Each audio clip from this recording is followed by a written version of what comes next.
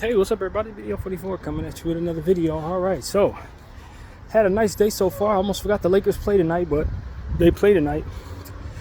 And to be honest with you, I didn't have any pointers I wanted to add to that.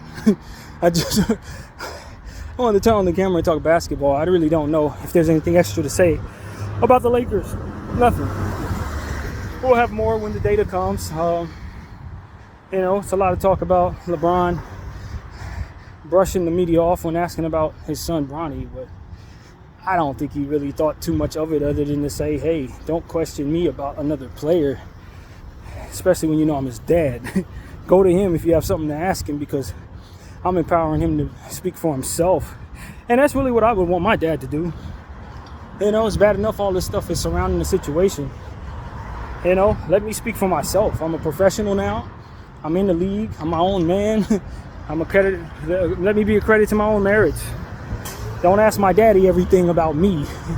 I just think that's an important thing to a 20-year-old, honestly. Because you're not quite 21 yet. You're not quite grown yet. So you're always fighting to prove that you're grown. So the last thing you want is people asking your daddy or your mommy about things that pertain to you. You just don't want that. I could totally see him telling his dad, nah, don't speak for me, man. You know what I'm saying? That kind of thing. I could totally see that. So I didn't take it like a lot of people are trying to spin it. I don't think they took it that way either, but they want to spin it. So I'm not up for that. I just think it's, when you're dealing with somebody who's that age, that's your kid, you can't just do whatever the hell you would do if you were 10 years old. You got to handle it a certain way, especially since you got to manage everything around the situation if you're LeBron James as his teammate. It's a lot to manage, man. It's not easy. So if the kid's not playing well, don't ask me to answer questions on his behalf. If I'm his dad, ask him, because if you say the wrong thing to me, I'm probably going to speak out of turn, and that's going to embarrass him, that kind of thing. So it's like, defer all questions to the player himself, and that makes sense. That allows LeBron to manage the situation much better, both on the court and off. It's easier to manage it that way. Let him speak for himself. So I agree with that, man. I thought that was the only way to play it, as his pops. And it's not easy. It's not easy to deal with that. You just got to deal with it, though, somehow. So I think at the end of the day, man, I feel the same way I did last several times we talked about this. I'm not 100% comfortable with him having a full guaranteed 4-year contract. I wasn't when we signed it. I ain't going to be comfortable with it next year either. It's just, he's going to have to really play a hell of a ball for me to feel like that's a good thing. And I don't think my tune has changed on that. But I am happy he's here. I do think that that's what was required for us to live up to the leverage that LeBron James has in our organization. I can resent that, but that's like me throwing something at the wall. It's not really helping the situation. So I can bang my fist up against a stone wall, but it ain't gonna really change nothing. So I'm of the mindset that the Lakers just have to make a really good decision with this young fella if he continues to struggle, man. And heading down the path of destruction, I hate to use such harsh ways of putting it, but heading down a path that is no good is not a path to stay on. You know what I mean? If you come to the conclusion that this is bad, undo it. Really. Honestly, because you're going to take on some hellified scrutiny if he continues to just not play well, And maybe year one is a terrible way to just assess that situation, you know what I mean? Just like I said with Jalen Hood-Schifino, a lot of people are ready to trade him for nothing. And I just think that it's too early to really say what a player is going to be. And I think of a guy, for example, by the name of like Anthony Simons. Anybody knows who that is? He plays for the Portland Trailblazers. He's a hellified scorer. But like the first year, second year he was in the game, he was on a role-playing situation with Toronto. Stuck on the back of the bench. Nobody knew what he could do. Opportunities weren't coming about because they constantly had players ahead of him.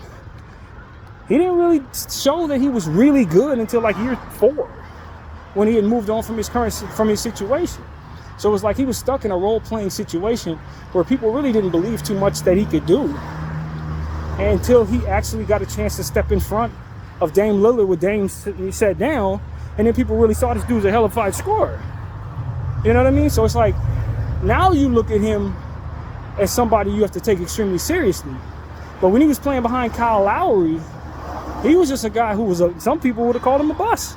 because he wasn't able to show what he could do, and wasn't really much to his development at that point. So, I look at Bronny James and Jalen Hood-Schifino, and that's light. It's too early, and tomorrow is going to be too early to really determine if they're really whatever it is you might think they are. Whether they're really good or really bad, it's too early. We've seen guys have hellified great rookie seasons and then go on to have role-playing careers, like Michael Carter-Williams. If anybody remembers what Michael Carter-Williams looked like out the gate, he was going to be the next great player. Like, literally. And after his rookie season, had some injury issues and then never got out of that role-playing role. Never got out of it. Stayed a role player for the rest of his career, man. I think he might be still in the league. Last I checked, he was with Orlando or something, but he was 4th string point guard, you know what I mean? And he won Rookie of the Year, had a whole great rookie season, and never returned to that level. So it's like, if we're certain we know what we're looking at just because a guy has a certain rookie season or sophomore season, that certainty is going to betray you a lot of times. A whole lot of times. It's going to betray you. So I just want people to understand that. In this league, it takes about 4 to 7 years, depending on injuries, for players to fully develop. 4 to 7 years. So if we're in year 3 and you think you know what a guy is, I don't think you do. Now, it depends on if they come in, if they're a 4-year college vet and they're still trash after year 4, and maybe we're like, all right, they're not going to really get much better than this. But a guy that's a freshman or a sophomore coming out of college, it takes 4 to 7 years, bro. 4 to 7 years for you to really know what the hell they got going on. And then sometimes that even betrays itself. Sometimes guys don't become really good until they get in the right role, and it takes them 7, 8 years to get in that role. Then you start seeing signs of life. People gave up on them 5, 6 years ago. Now they're balling though. You know what I mean? So it's like, that's just how that goes. You can't be certain, nor do you have the time to wait on everybody either. So you just got to make a decision, live with it with every player. When it comes to Jalen Hood-Schifino, I think it's too early. When it comes to Bronny James, it's laughably early. And I just don't think we know what the hell we're looking at. I've seen guys come out summer league and preseason look bad, and in the regular season they look great. It's happened before, man. Guys look great in the summer league. I remember one year Josh Hart had an amazing summer league. And then he was a regular role player for us. He didn't start getting really good until he got to the Knicks. Or with the Blazers, he really showed he could shine. But it took 5, 6 years for Josh Hart to become who we know him to be now. You know what I mean? And he was a 4-year guy, if I'm not mistaken. So it's no perfect science to this. I think overreacting to a young player will have you giving up on a Hall of Famer someday if you keep doing that. And that's the reality of it. I really believe that. One of these days, we're going to be so certain we know what we have in a certain guy. We're going to let him go. He's going to go somewhere else, and he's going to turn into a Hall of Famer. I'm telling you. It wouldn't be the first time it's happened. Giving up on young players. So just understand that through 3 games in the preseason, in this microwave era, it's very easy to just say, hey, this is the worst player in the world, period. And there's no hope for him or anybody else that believes in him. And then time progresses. You forget all about that when he plays well, and now all of a sudden you're back, saying he's a great guy, great player, whatever. I've seen it so many damn times in this era. So I don't take y'all seriously, to be completely honest with you. I don't take people seriously when it comes to that type of stuff, because they're so caught up in the instant, success or instant failure as a mean all, be all, I guess. And it doesn't tell the story. And those same people sway with the wind. I think D'Angelo Russell's a great example. They love him, they hate him, and they love him again. The very same people who said initially, let's get rid of him because we don't believe in him. And he starts playing well at a certain point, and they're like, oh my God, I changed my mind, I'm a believer. And then he doesn't play well again later, and they want him gone again. I've seen this with that particular player. We've seen the same people go up and down on this dude probably more than anybody else I've ever seen, man. I mean, literally the same human beings. Let's get rid of him. I can't wait to trade him. Let's trade him for grapes. Oh my God, I don't want to trade him no more. He's playing great. Nah, don't trade him. Man, I don't like this dude. I don't believe him no more. Oh man, he's back to playing good, man. I'll never get off the train again. I don't believe in this dude. He's like, that's the one that really makes me roll my eyes. I don't really listen to anybody talk about anything in regards to D'Angelo Russell, because he's the epitome of when he's playing well, everybody love him. When he's playing poorly, everybody hates him. And everybody thinks they're married to that particular opinion forever. And I watch them go back and forth on this crap, bro. I could win money on wagers with people changing their mind on D'Angelo Russell. So I'm done with that. Once you start understanding that that's how people are, and they never remember that they were on the guy just a minute ago. They never remember that they just jumped off the guy 5 minutes later. This microwave era holds no credibility. I hate to tell people this, but they don't. So when it comes to stuff like that, you just got to wait it out. Time is a real teller, not the opinions of people who are paying attention to the moment they're in. They don't tell you nothing. All it tells you is that they're ready to change their mind without really actually being self-aware in regards to it. So that's what I think, man. People will love D'Angelo Russell again. People will love Bronny James when he plays well. And that's the thing about extreme emotions. You got fans who hate players that have extreme emotion attached to them. In other words, people really hate LeBron James because people really love LeBron James. People really hate Bronny James because people really love Bronny James. That's literally the truth today. Especially in this era. The more love, the more irrational love you get, the more contrarian hate you receive. Trying to balance that out, man. And that's all that is, people trying to balance it out. Like, everybody love this fool. Let's hate him. Everybody hates this fool. I don't think that's fair. I love him. Like, you know what I mean? It's fickle, it's fake, it's phony, and it doesn't determine a damn thing. It really don't. The opinions of the masses, a lot of times in sports specifically, nah, man. Nah. So when it comes to Bronny James, he just needs to have a good game. But first, same thing with Jalen Schultz-Shafino. I think I have them both tied in the same conversation. But first, they got to put their hustle hat on, man. And with Bronny, I just have to look at him and say, I have never known of anyone to speak of you as somebody who lollygags up and down the court. That's a new revelation as far as I can tell. I never heard that he didn't play hard. I never saw highlights where people were critiquing his jogging up and down the damn court. That's a new thing that he's doing here, and I don't like it. If I'm being completely honest with you, I don't like it. So I would light a fire under him in a sense to say, bro, I'm going to have you running laps. If you don't run hard in this game, you're going to be running when everybody else is getting in the locker room. Seriously. That's how I'm doing Bronny James, bro. We ain't having it. I'm not having it. Because I know he can run harder than that. And I know that there's a lot of pressure on him. But the only way he's going to be able to meet the expectations of that pressure is with effort. His game is going to come along. But that effort, hello, I'm going to jog over here, I'm going to jog over there. I don't care if you're misreading every pick and roll. I don't care if you're messing up the spacing, all of that stuff that you're just going to have to learn. But I am not about to be sitting up here watching you jog back and forth. You better put on the afterburners, young man. That's what I would be saying. I don't give a damn about all that. I don't care what level of basketball you're able to give me. Effort is non-negotiable. You know what I mean? I don't care if you're the smartest basketball player, Magic Johnson, LeBron James, Steve Nash. I don't care how smart Jason Kidd, intellect, Rajon Rondo, intellect. I don't give a damn. If you're not running hard, you're not giving me what I demand of you. That's just how I feel. I said the same thing about Khalil Ware. It's one of the reasons why I wasn't as high on him is because there's so much footage of him not playing hard. Bro, I don't give a damn how long you are, how many tools you got. You can be Wet Banyama himself. If you're not running hard, I'm going to hold you accountable for that. And if there's something wrong keeping you from doing so, then we're going to rehab that. And you don't need to be out there playing. But it ain't never going to be no excuse for you not giving me your all running the ball. And running your lanes and all. There ain't no excuse for that. You don't have to be that good of a basketball player to understand that you need to be running back on defense and making yourself available to catch the ball in transition. That's effort, pure effort. I don't even care what sport we're playing. That's effort. You understand what I'm saying? That's not even limited to basketball. So that footage that I saw of him jogging back and forth, lollygagging, that needs to be coached up. He needs to be held accountable for that. That ain't got nothing to do with his basketball IQ or who his father is or none of that. He needs to play hard.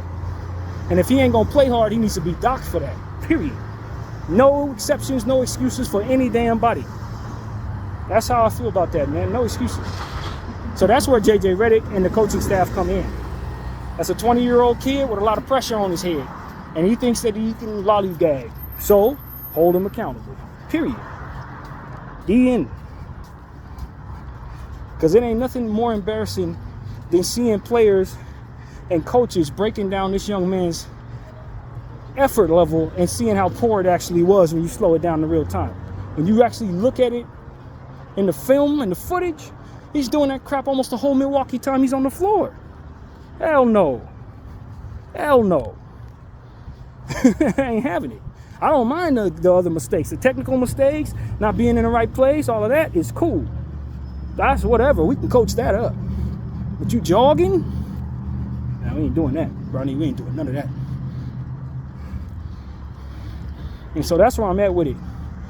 If he's serious about playing ball, he gonna run harder. If he's serious about being on this court, he gonna run harder. Period. And then look, I didn't see no footage of anybody else really doing that. In my pregame video, I was pointing it out that our team in the second unit particularly need to run harder and play harder. But I wasn't really talking about nobody else, if I'm being completely honest with you. He was the only one to start to do that. So, everybody got to put that effort in, man. I don't care if you come from humble beginnings or you LeBron James' son, bro. Put in the work. So, that's what I got to say, man. I want to see Dalton Knecht put it all together, man. I really do. It's still early for him, obviously, as a rookie as well.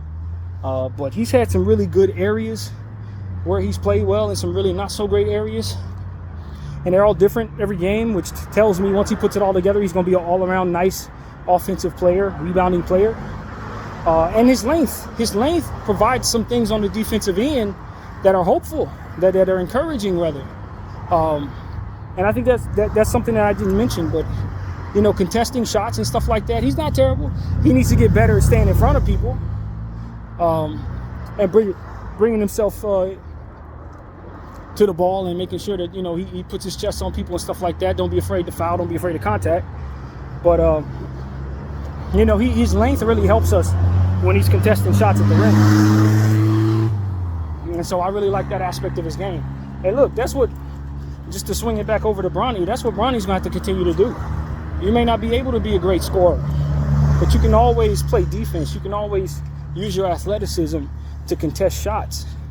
I know he can chase down a block. That's effort, man. Run hard.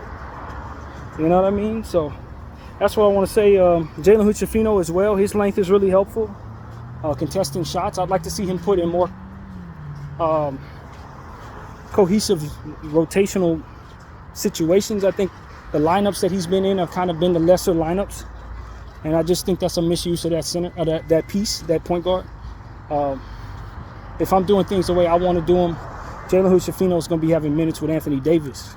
So he's going to get used to playing with the big dogs. He's going to get used to knowing how to get those guys the ball and starting to develop some chemistry with them. It's cool having him play in the second units and third units. That's fine. But he's going to be a point guard, a real point guard, and he's got to know how to make great players comfortable out there, passing them the rock and playing off of them. And you utilize that mid-range shot. It's confident that he's shooting that right now. He's shooting it with a significant amount of confidence. You can tell he's been working on that shot. I'd like to see us continue to give him opportunities to get those off. If he's attempting that 3 times tonight, I'm pretty happy. So these are things I want to see. And there's one player that I'm starting to realize is getting lost in the fold as it pertains to my thoughts, and that's Rui Hachimura. He's almost forgotten man out there this year. He's almost a forgotten man out there this year, and I thought he's been okay. I think his struggles have been overstated a bit. But I just don't think he's giving me, what I need physically when it comes to the defensive end. He needs to be also not shy of contact, man.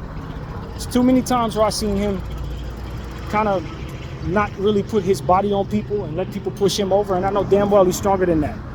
He's stronger than that because on the offensive end, when he's trying to push people around, he can do that.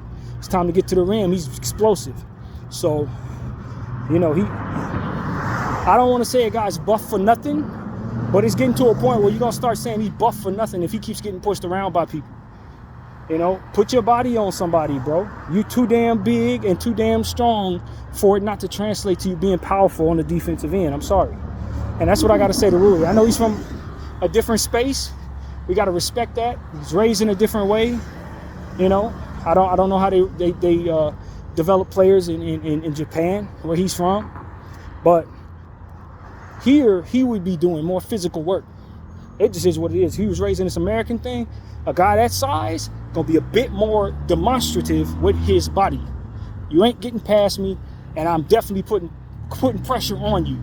I'm putting my back against you. I'm going the back to the basket thing a couple of times so you feel my body, and I'm spinning off of you and looking for easy buckets with a foul attached to him. That's the type of stuff I want to see Rui develop into his game.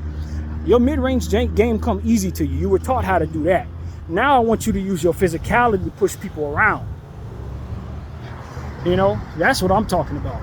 Is he too damn big and buff for that? LeBron James put his body all over people. You trying to tell me Rui and Bron are that much different? They're not. Not when it comes to physically. They're not. I'm sure Bron is stronger than Rui, but not that much stronger. Pretty much the same size. Both buff brothers, 6'10". Push somebody. You know what I'm saying? Act like you're stronger than half of these dudes down there with you. That's what I want to see from Rui. Be strong, bro. Stronger the mind, stronger the body. We don't shy from contact when we that big, homie. That's how I feel. We built like big football players. We not shying from no kind of contact. That's how I feel. So that's what I want to see from Rui Hachimura. I ain't telling him to go out there and get a flagrant foul or get, be all outside of his confidence. But don't play like you 6'3" when you 6'8", 6'10". You know what I mean? Nah, hell no. 6'7", whatever he is, 6'9", he's somewhere in there. Big dude though, 235 pounds. Every bit of those pounds need to be weighing somebody down to some degree. So I want to see Rui become more physical this year, and I'm gonna be looking for that. So yeah, these are things that I'm looking for, man. Anthony Davis 3-point shooting, that's something that didn't look all that great. I know he wants to up his 3-point attempts. We all want to see him continue to grow confident shooting the ball. I don't want to overreact to his bad 3-point shooting game. I like the more attempts, but they got to look good. They got to be for a purpose. It's just like any other 3-point shot we're attempting. It can't just be to get 3-point shots up. They got to be within the flow of the offense, and they got to make sense. So that's something I want to see. I don't know that all of his attempts made sense. Good attempts as it pertains to the number. But if we airball them and stuff like that, maybe those are the ones we pass up and try to get something better out of our possessions. If we're not certain that that's a shot that's really good to take. And if it's clanking that bad, then obviously we weren't as sure as we needed to be. That's how I look at it. So we got to get better at certain things. It's still preseason. This is the time to figure it out. This is the time to make the mistakes. And that's what's on my mind. I want to see my team be strong, physical. This is going to be a physical Golden State team we see tonight. It's going to be a physical team. They're not going to roll over. They got the Draymonds and the Chase Jackson Davises and those guys. They're going to push around. And since we've been having so much failure guarding power forwards in the preseason, those are players I have circled tonight. Kuminga, Draymond, and Trace. So if they go off, that's a problem. That's a problem. So that's really what comes to mind, man. And of course, our perimeter defense is going to have to be stronger than usual. Trying to go up against a team like this, our 3-point attempts are going to have to be good. Can't shoot too few. I don't think we should shoot anything less than 43s tonight, to be honest with you. I'm nothing less than 40, but they all have to be quality. So that's what I'm looking for, man. This is what it is. It's been so long since we watched basketball. I really am a big fan of consistency in the schedule. If you're going to have us play every other day, have us play every other day all season long. I really believe that. Consistency is what I prefer. Maybe every once in a while you give us 2 days off, 3 days off after a long flurry of that. But not these 4 days off, 1 game, 4 days off, 3 out of 4 nights. That is you're asking you're asking for players to get injured, in my opinion. I do not think that's a good thing for the body. When there's so much pause, start, flurry, stop, pause, I don't feel that that's a good thing for the NBA body. I don't. Schedule's hard enough as it is. Stop giving them all these wacky rhythms within their schedule, man. Back to back here, back to back there, 5 days off. 1 2 1 2 1 2 1 2 1 2 1 2 1 2. 5 days off, back to back, back to back. That's like, yo, man, hey, give me some damn rhythm. Have some rhythm about what we doing here, man. Schedule makers need to be in touch with the doctors, be in touch with the basketball players, and not just be intentional on creating storylines with these stupid schedules. Because I know that's what their first and foremost interest is. You can tell. Because anytime there's a trade, you see that they were already on top of it well before it happens, which is something that's really a conspiracy for me.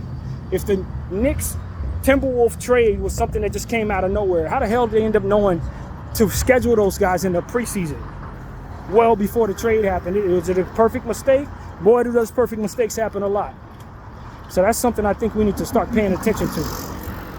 You see some random stuff in the preseason next year, I wouldn't be surprised if it's not all that random. It's just a trade that's about to happen that'll make that ironic. So yeah, let's make it so that we see more consistency is what I'm trying to say. Rather than just making sure that the team that just traded for the guy is playing right away. And like, that stuff is really cool, but not nearly as cool as having a schedule that doesn't overexert and over-rest our players. So that's what I want to say. But anyway, that's pretty much what's on my mind, man. I think this is going to be a good game tonight. Obviously, we're going to be sick of seeing the same teams over and over again all season long. This is just the beginning of it.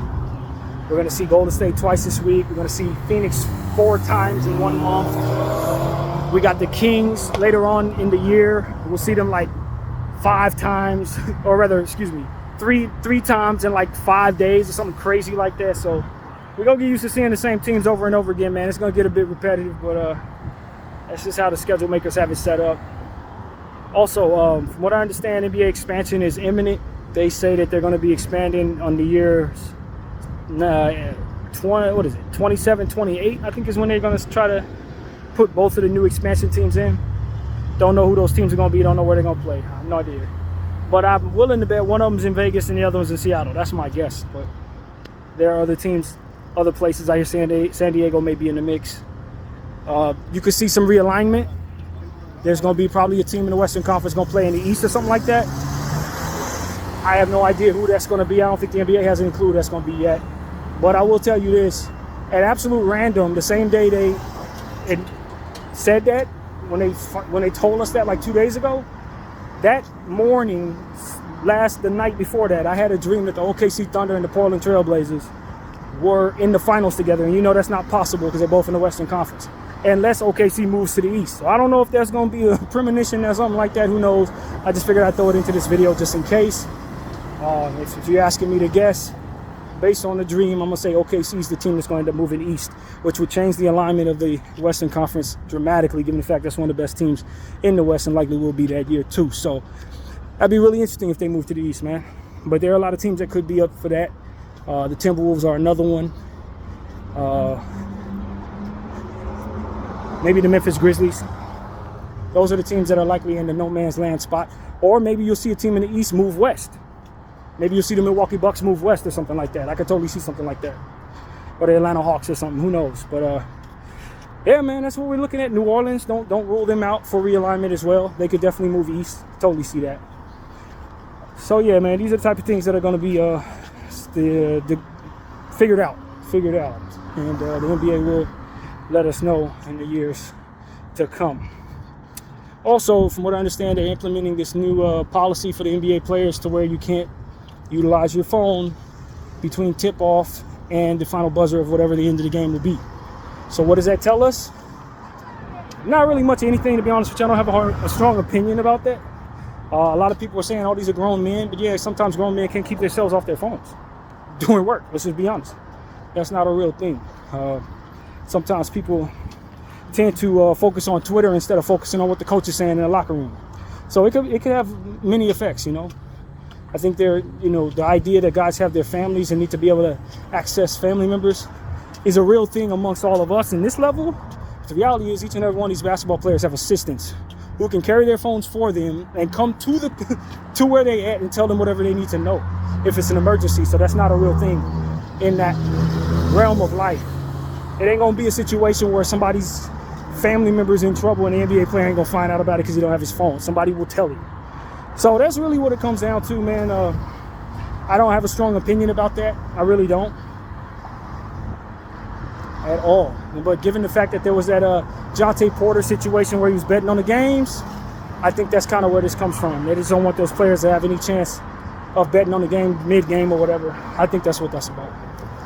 So, yeah, man, that's pretty much my point of view on that. So everybody has their own. It's just mine. But, yeah, that's pretty much what I got to say, man. Looking forward to this game tonight, 7 p.m. Pacific, 10 p.m. Eastern in Las Vegas. Lakers, Warriors, BDL 44. Thank y'all for watching. I'm out.